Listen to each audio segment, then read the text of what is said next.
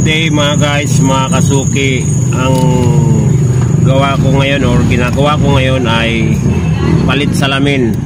Ayan. So ito yung bagong salamin. And ito yung dating salamin, mapapansin nyo naman oh. Ayan, may basag na, di ba? Ayan, ito.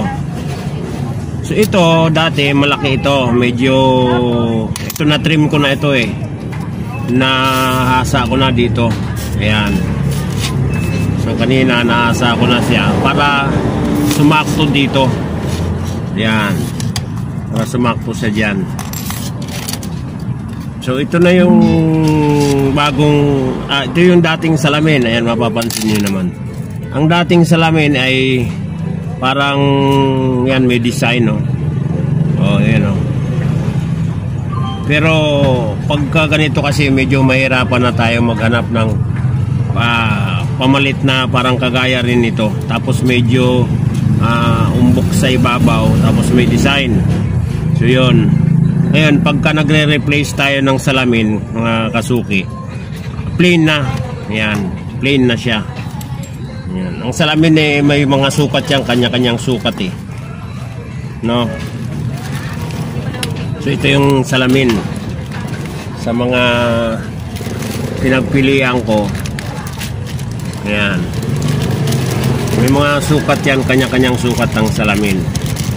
Yan, sabihin natin halimbawa is 31. Yan. So ito is 35 ito mga kasuki. Yan, 35.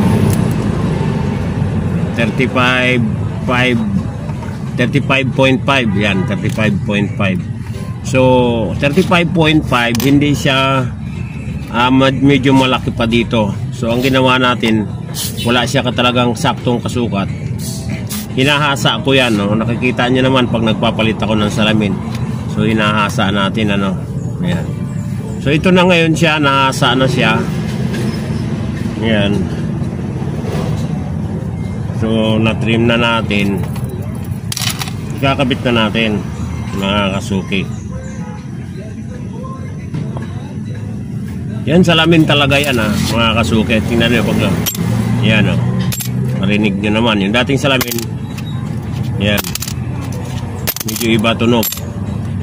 Mas matining ang tunog nitong ipapalit natin. Yan. So sakto na ito mga kasuki. Na-trim ko na to eh. Nasa ako na. Ngayon pagkabit natin yan, syempre para hindi basta-basta matanggal or malaglag, didikitan natin.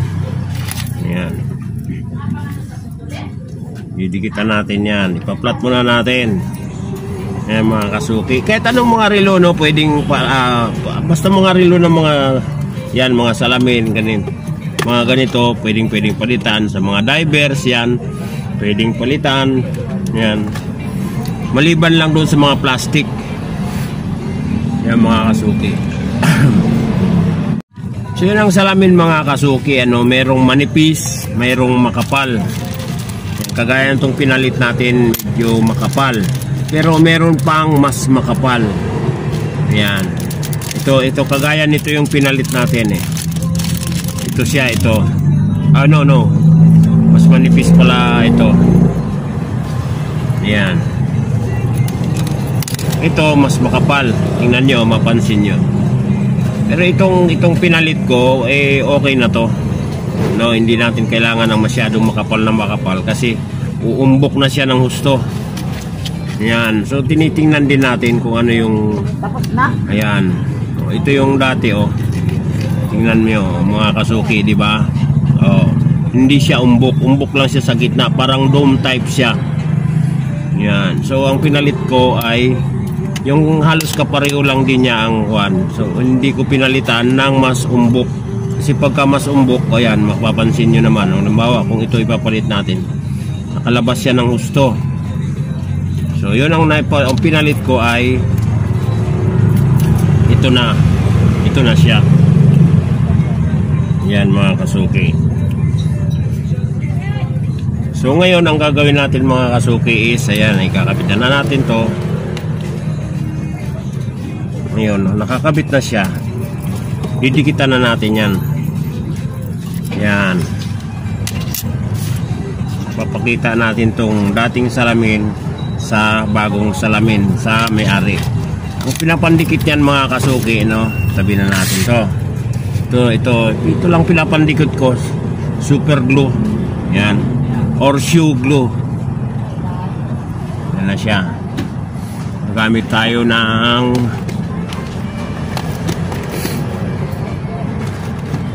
kuwan.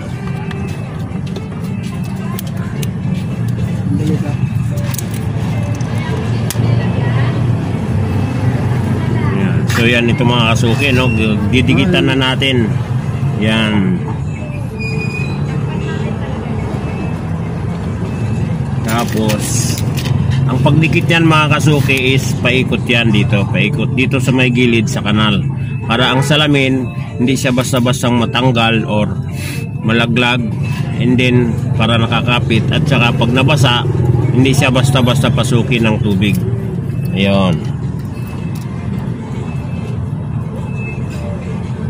Yan. Ganyan lang naman pag-apply niyan mga kasuki. Kung may mga sobra-sobra na kuhaan ng pandikit is blade lang ang pinanglilinis niyan.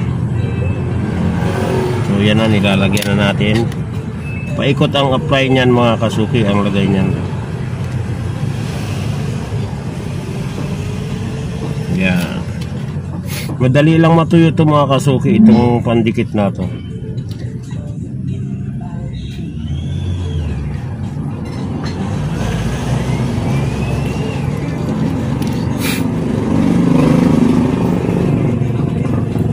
Libot ang lagay natin.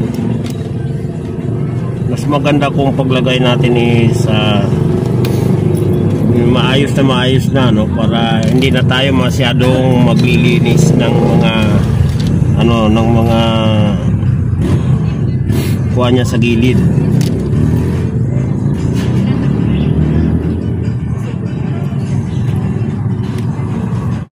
Ayan mga kasuki, ito na no. Ayan na, naidikit ko na yung pinalit natin na bagong salamin. Ito na yung dating salamin. Ayan na, may basag. Kita naman ninyo. Yung basag ng salamin is nasa gilid. Kaya butas na yan ang pagganyan. So ito na yung bagong salamin na kinabit natin. Nalinis ko na rin. Ayan, parang original. Makikita naman ninyo. So yan, nalinis ko na yung parang mga sobra-sobra niya na nilagay nating pandikit. Blade lang naman yan, kinakaskas lang yan ng blade mga kasuki. Yung mga sobra-sobrang mga parang kanyan, gagano nila ng salamin ang blade, tapos basahan yan. So ngayon ito na yung makina niya. Ayan, umaandar na ito. Actually papalitan din natin ito ng battery. Ayan. So ikakabit na natin tong makina sa loob. Yan. Oops, yeah. Mapapansin nyo mga kasuki, no? Ang ganda ng kaha. Maganda pagka-plated, no? Maganda rin yung style ng lock niya. Parang original. Nung binigay sa akin, parang original. Pero ang makina niya mga kasuki, pansinin nyo, yan, disposable. So yan, pasok na natin. Ang makina nito mga kasuki pala, ano, day and date. Yan. Yan. Okay na. Ganda tingnan, ano. Parang original, parang hindi pinalitan ng salamin. Yan nga pala, papalitan natin ng battery yan mga kasuki. Yung dating battery niya ay local lang din. So lalagyan na natin ng bagong battery. Na-tester ko na rin yan at medyo mahina na siya.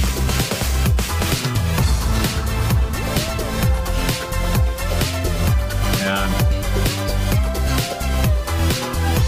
Palitan natin yung bagong battery para panigurado.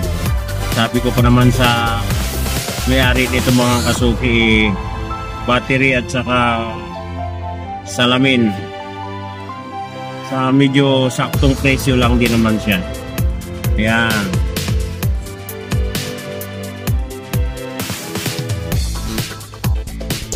Yan, okay na. Ngayon, itatakip na natin siya.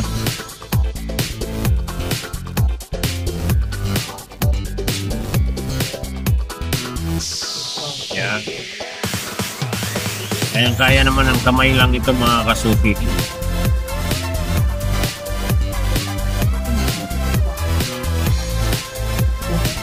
Yun. Gamitan natin ng pressure.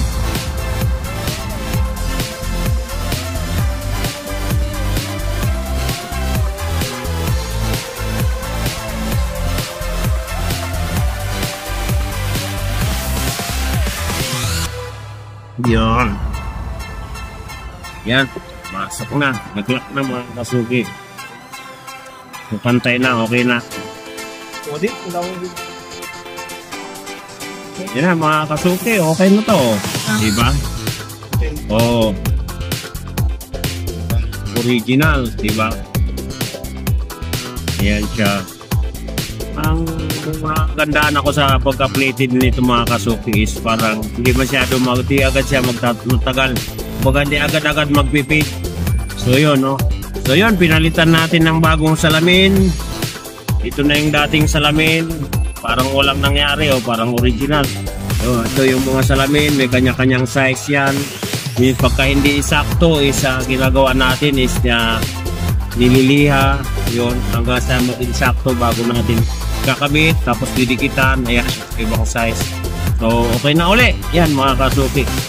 Tuwan-tuwa na ang may-ari nito.